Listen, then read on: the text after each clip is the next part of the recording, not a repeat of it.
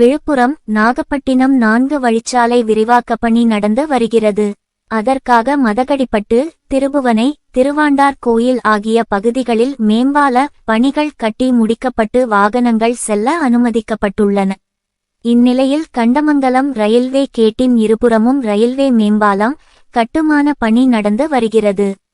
கண்டமங்கலத்தில் மேம்பால பணிகளை விரைந்து முடிக்க வேண்டும் என்பது உள்ளிட்ட பல்வேறு கோரிக்கைகளை வலியுறுத்தி அனைத்து கட்சி நிர்வாகிகள் ஆலோசனை கூட்டம் கண்டமங்கலம் வட்டார வளர்ச்சி அலுவலகம் எதிரே நடைபெற்றது.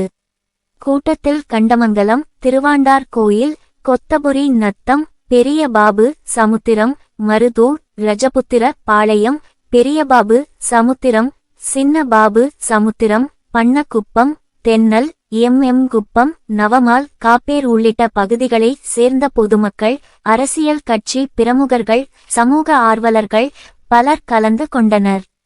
கூட்டத்தில் மேம்பால பணிகள் விரைந்து முடிக்காததால் கண்டமங்கலம் பகுதிகளில் நடக்கும் குற்ற சம்பவங்களை தடுக்க காவல்துறையினர் வருவதற்கு வழியில்லை. மாற்று வழி செல்வதற்கான சரியான வழிகாட்டு அறிவிப்பு பலகைகள் வைக்கப்படவில்லை.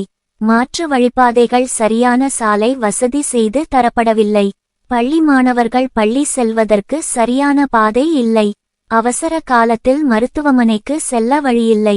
இதனை கண்டித்து வருகின்ற ஆகஸ்ட் 1ஆம் தேதி கவன ஈர்ப்பு ஆர்ப்பாட்டம் நடத்த முடிவு செய்துள்ளனர்.